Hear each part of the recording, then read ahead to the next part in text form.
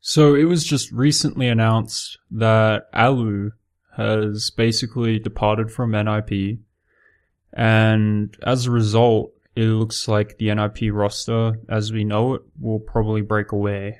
It's been probably on the books for, at least half of this year. NiP haven't had such a great run. They haven't won any tournaments this year. Generally, they've been falling further and further in the ratings, and their performances individually aren't looking too hot. They look really burnt out, not too motivated. A lot of leadership problems and stylistic problems within the roster. But in general, I mean, each player is still individually good. They still have their individual merits. And, today I'm just going to talk about really the way forward for the whole entire NiP roster. So let's just start with Allu. Reasons as to why he may have left. It was probably a language barrier thing. I mean, think of it this way. You've been playing in a roster using English calling and then Swedish once you're, out of the picture. It's going to get to you after a while. You're going to be frustrated. You should have felt like you should have won rounds. Communication at times can be poor. Just in general, sometimes particular spots in different cultures are called different things. Like, for instance, under balcony in Inferno, we call that diggity. Some people call it short, some people call it gay spot, some people call it under balcony, etc. The whole idea here is that just in general, it starts to take a toll on you because you're not culturally aware. And yeah, I mean, Finland and Sweden aren't all that different. They have very close cultural ties, but I mean, at the end of the day, you're not speaking the same language. Sometimes it doesn't process as quickly, and as a result, that can take its toll. Also, I would have to say that probably any sort of monetary issues would have been another factor for him. I mean, especially if your organization treats you quite poorly, you don't really want to stick around in that organization. There's very little reason for you to stay there if things aren't very easy for you. It can sometimes take your head out of the game, but I mean, I don't know every reason. And it's up to Allu what his reasons are. I'm sure he'll have some sort of interview and talk about it. But just in general, like performance-wise for him, I think he was pretty consistent. He had a lot of good rounds. He was actually a pretty decent AWPer in terms of being in a top-tier team. He was really good in the big games. And he had the third best rating overall in the team. He was the third best at majors. He's a very LAN-oriented player. Previously before he was on NiP, he was really known as an onliner. And when he was on 3D Max, he had very poor results at LAN. But just in general, I mean, now he's just really shown that he's a LAN-oriented player. He's got a super explosive style. Sometimes he can just come up with kills out of nowhere. And because of that, he's been joked as bot Allu, god Allu, etc. because at times his explosive style doesn't work and it lands him in trouble. But, overall, he was just the third best player in NiP for 2015. And, I wish him the best of luck. He was always one of my favorite players. The guy is hilarious too. If you've ever seen any of the POV demos, honestly, I think he's a real talent to the game. It's really a shame though that, the future for him doesn't look too good in terms of being on a Finnish roster, because the whole Finnish scene is kind of dissolved. They don't even have a top team anymore. So, you'll probably see him go for an international team, kind of like G2, or, he might even assemble some of his players that he knows. Some people have theorized that he's going to go back to mouse sports. I really highly doubt that after God B wanted everything to be in German or, a little bit of English, but I mean, it is possible. Now Freiberg is really the next person. I mean, he's had poor results. He's been asleep, in the big matches and the big games. He has the worst rating on NiP, 0.96 behind Exist. He has the worst rating for NiP at the majors at 0.95. He's not a very capable entry fragger anymore in terms of, being in a top tier team. Although, maybe 2015 just wasn't his year. You know, he had a really good, sick run in 2014.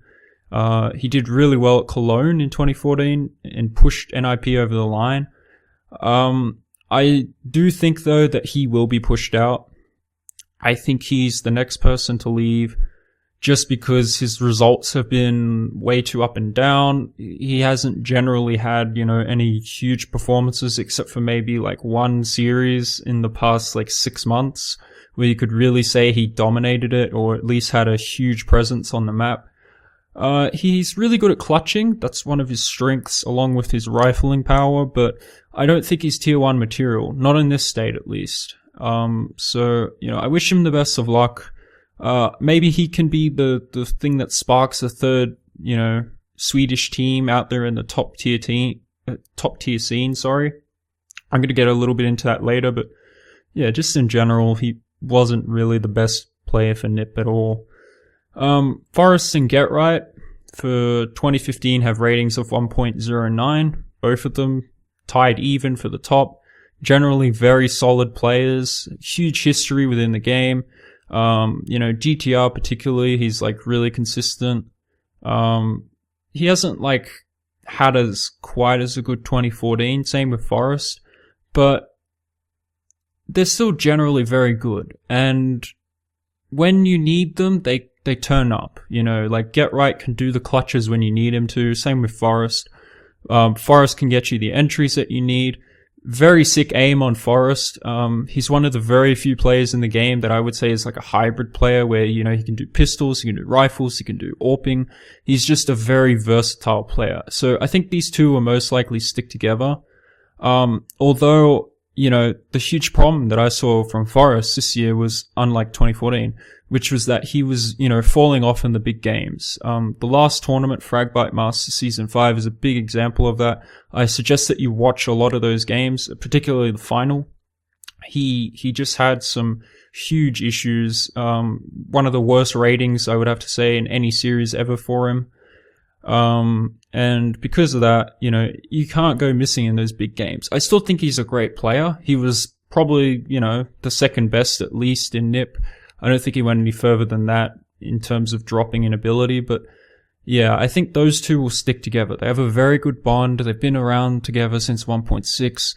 I don't really see them breaking up anytime soon. A lot of people have said that like Get Right will go to C9 or Cloud9. I don't know, like to me that's too big of a leap for him. I still think he wants to stick around Forrest just because they've had such a good combo. They're still such a good duo in terms of the game. They haven't particularly lost their ability too much in terms of, you know, being at the top tier of the scene. They're still very good players. I just think they lost a lot of motivation. They felt like they always had to carry. And yeah, I think that's always been like Forrest's big issue, is that if you saw him at the end of 1.6, he was much the same. You know, he would fall off in the big games sometimes and Get Right would have to carry them. But in like the small games, Forrest would be like, you know, this dominant force, get like sick pistol rounds, etc. So I just think maybe they've just lost the motivation, and if they can find the motivation again in a new squad or a new team, you know, they can be still the best players in the world. I still think Get Right is at least like a top 5 kind of player. Even though they haven't won any tournaments or anything, he's still just got that star power in him. Like, you can tell. So moving on to Exist, I guess. I don't really know with this guy. Like, this guy, he's such a good player sometimes. Particularly when he was rifling, when he wasn't in-game leading. So like Get Right basically took over the in-game leading for a little bit because I guess Exist's leading wasn't working, or he needed a break or something, or they were getting too predictable.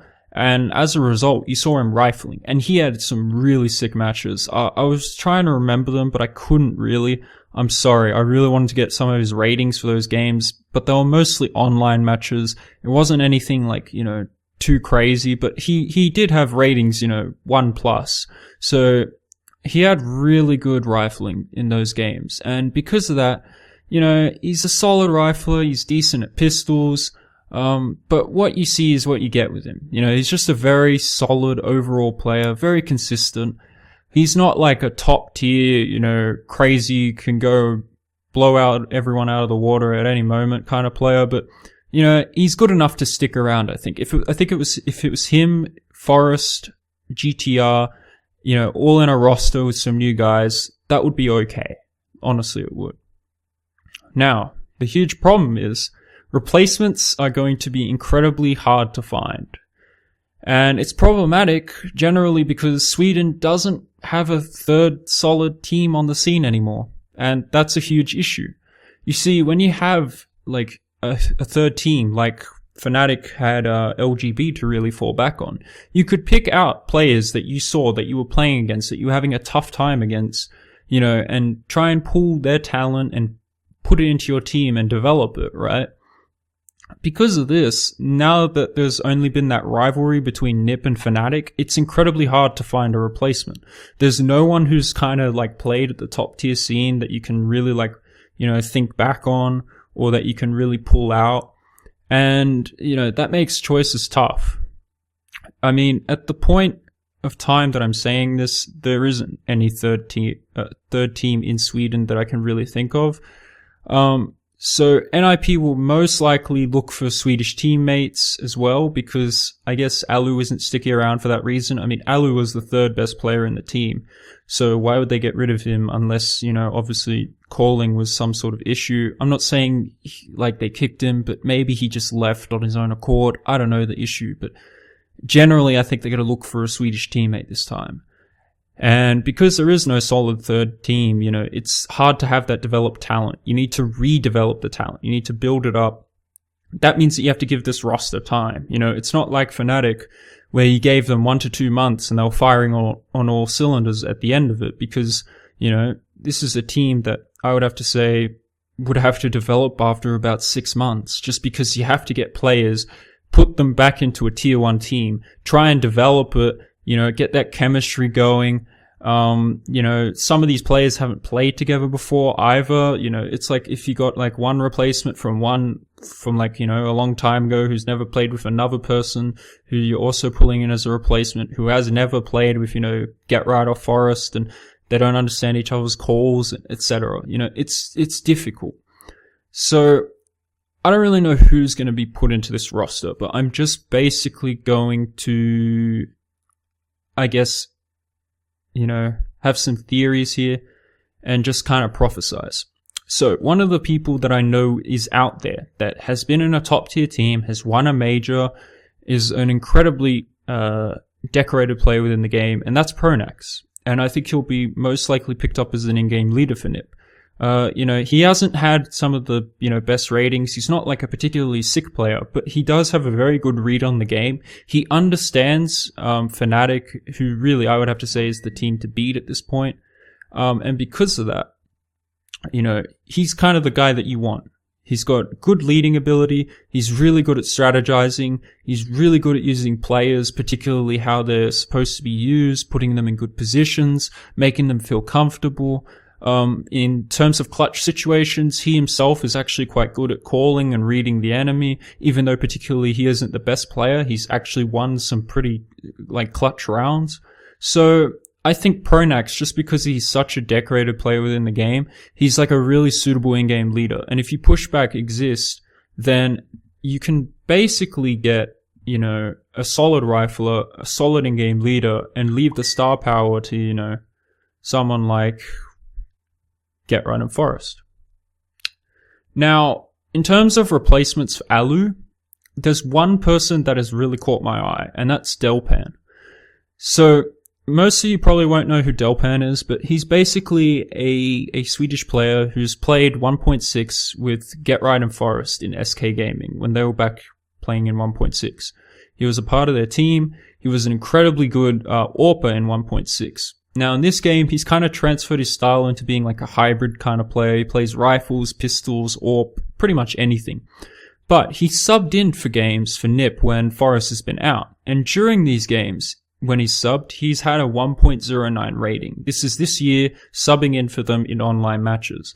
Now, from those games, I've seen that he's a very capable rifler. He's a very capable AWPer. He's a hybrid player, much like Forest. You can give him pretty much anything and he can use it.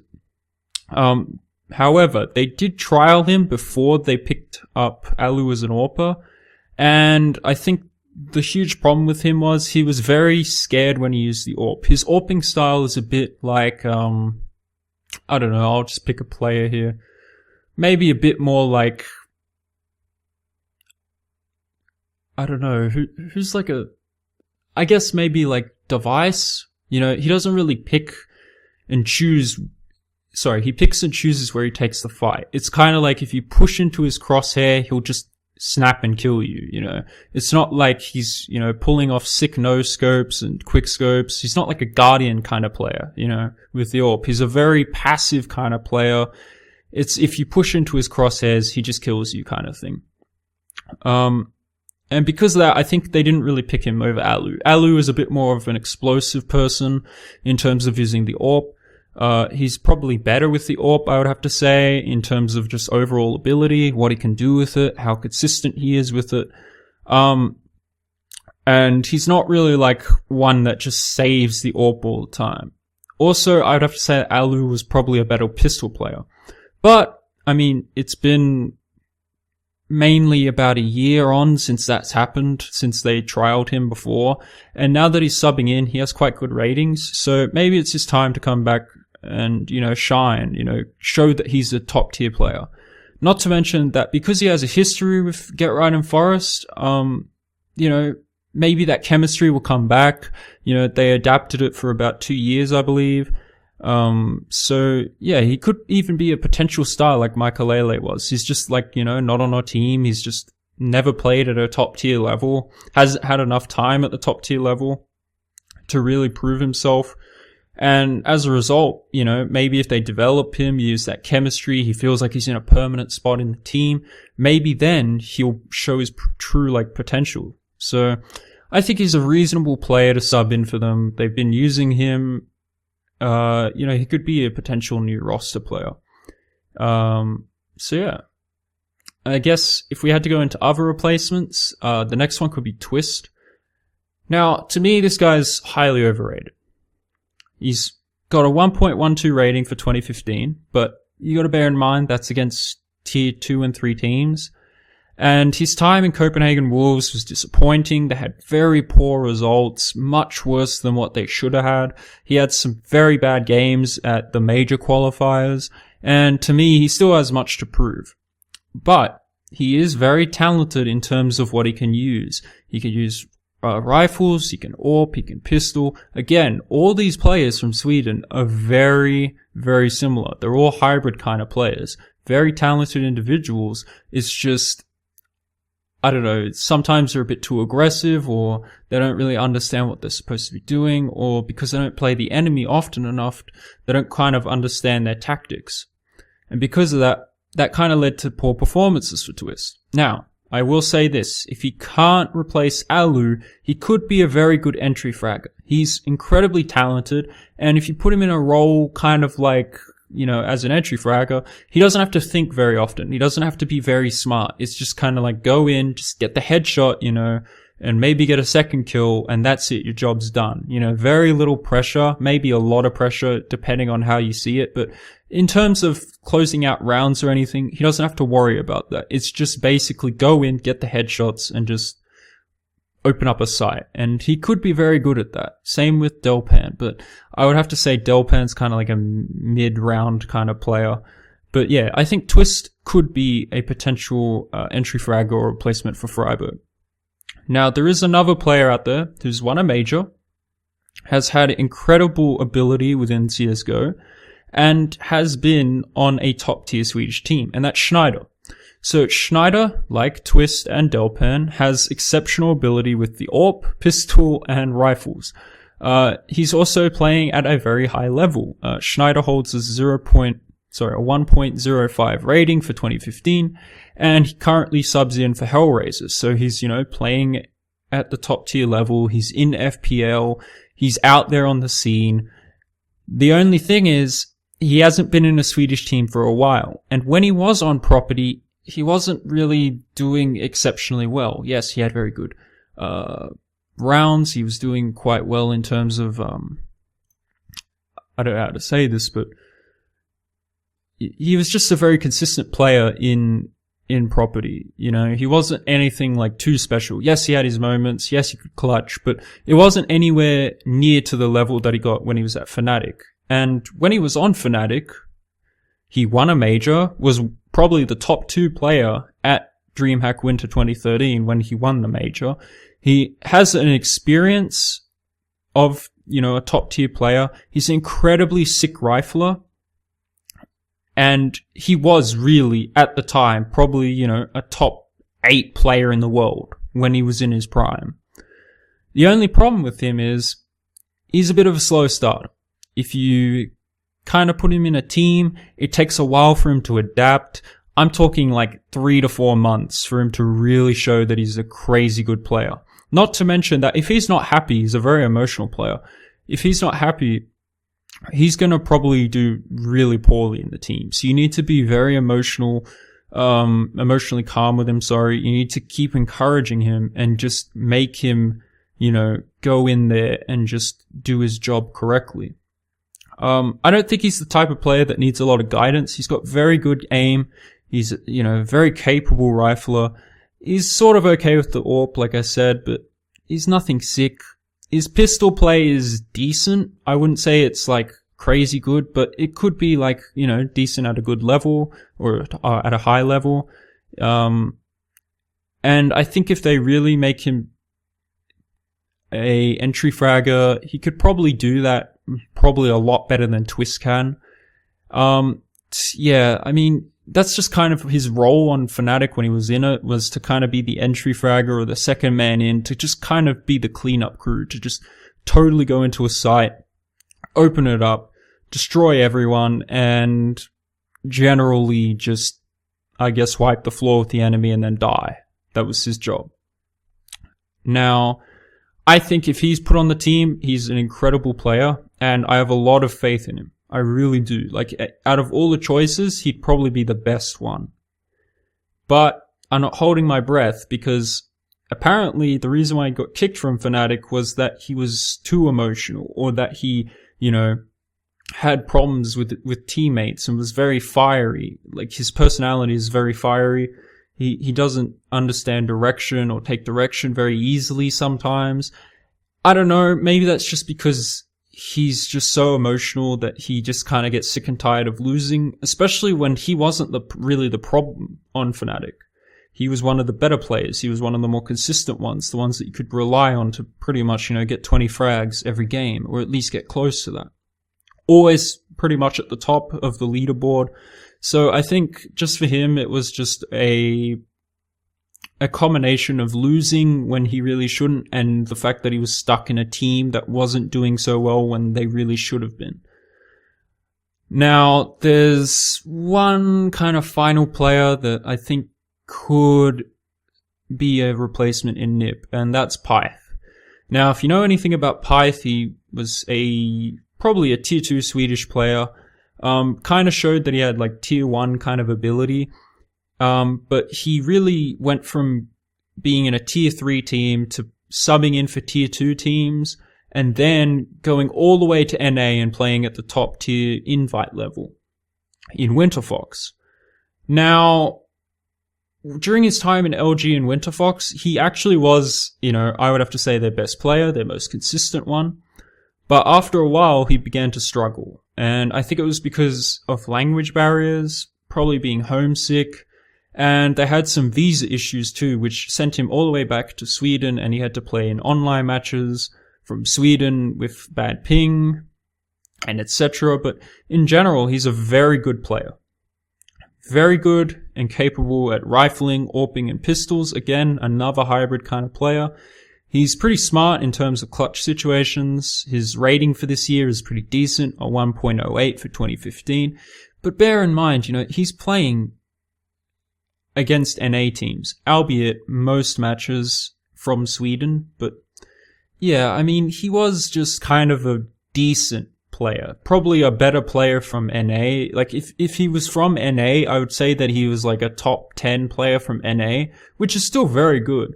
But it wasn't like, you know, he's such a sick player like Schneider and has a sick history and sick experience that, you know, you can really vouch for the guy and say maybe he can get, you know, crazy again or anything. But Yeah, I mean, he's never been in a top-level Swedish team, so like Makalele, he might surprise us. He might actually be incredibly good once he's in, like, a top-level team, might have a lot of motivation, might be what they really need. Again, such sick aim that if you put him in like an entry fragging role, he can just totally destroy people. I've seen him just push pretty much Fnatic when he was on Winterfox and just crush them. But again, on that team, he was kind of like the fourth man alive kind of thing, in like a 2v2 kind of situation. That's where he was put. And he wasn't like easily destroyed or outranked, but he just wasn't like super sick where he could clutch it and, he'd do it maybe like 5 out of 10 times. He'd maybe clutch it like 2 out of 10 times against, some of the best teams in the world. But that was when he was on Winterfox. And when you have like, the likes of Forest and Get Right with you in a clutch situation, if you just get that one kill, I mean, that's enough, really. And if you just go into a site too and open it up, 2 kills, again, that's all that NiP really needs, because the huge problem with NiP was that Freiburg wasn't doing that. If you saw any of the big matches that NiP actually lost, it was because Freiburg just couldn't open a site. Like, he would go into Banana and just get picked. Or he would go into, Short and get picked. Or either that, Forest would have a very poor game and just fall off completely, along with Freiburg just doing very poorly or just doing decent. So because of that, most of the star power was stuck in Allu and Get Right, and they really couldn't just push them over the line, especially against the likes of Fnatic.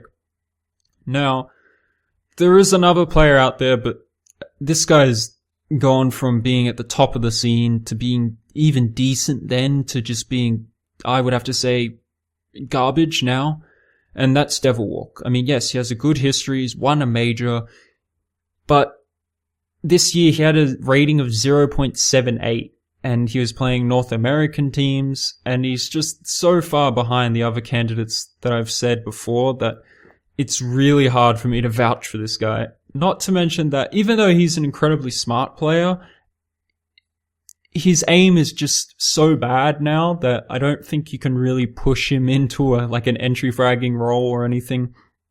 Maybe in clutch situations he might be good, but even then, when you have someone like Get Right or Forest in those kind of situations, that's who you want. You don't want someone like Devilwalk. So yeah, I don't really think he can fit into an NiP roster. But like I said, if he gathers up with maybe Freiburg, when Freiburg leaves NiP, or if he leaves NiP, then I think, yeah, they can spawn maybe a third team in Sweden, because, I would have to say those two guys would want to stay in the scene as much as they can, especially after they've been kicked from teams and had probably some of the worst luck in the game. In terms of success. Then again, Devilwalk could be a coach for NiP.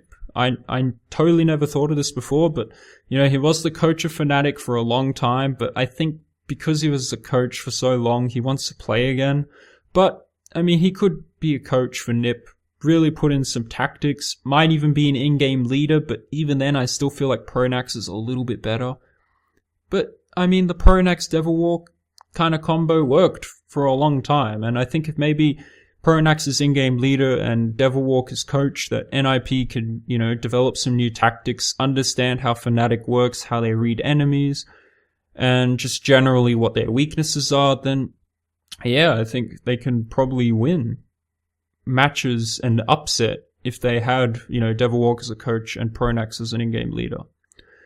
Now, the huge problem with Sweden, like I said, is that, up-and-coming kind of players like, Berg or Robin or Pauf or Huitten, they still have much to prove, since they're very inconsistent and generally aren't the best on the teams that they've been in. And I still think, to really fix this problem, Sweden needs, a third team to develop, a new kind of LGB or Copenhagen Wolves. They need a team that has talent, that can just develop, play top tier teams, learn how they play, what kind of style they have, so that, once Get Right and Forest retire, and some other players in Fnatic, that, these guys can step up, take the plate, and make Sweden as good as it is now. Because no one other than Fnatic and NiP are playing at a top tier level. The most tier 2 Swedish teams, for some reason, just play like NA rosters where, you know, they, for a month or two, you know, play in a roster and then all of a sudden they break up, or they lose a sponsor, or they lose an organization, and there's just a whole shitstorm behind that. But yeah, to me, I think NiP really need to consider these guys. I'm sure they have a list, but I'm just summing this up for you guys because some people forget about some people out there on the scene. I wanted to bring statistics into this, really point out why some players on NiP need to go, particularly Freiburg, and why some have left, and just in general what you can expect for the future. So, like I said, I'm just going to sum it up here. I think Delpan and Schneider will probably be picked up, or either, I think Pronax is a definite thing, but I think Delpan or Schneider will be the second player that they sort of pick up. I think Forrest and GetRight will stay together. Exist is still an anomaly for me, but I think he'll stay. I think Freiburg will leave. We know Allu's gone. And Sweden need a third team.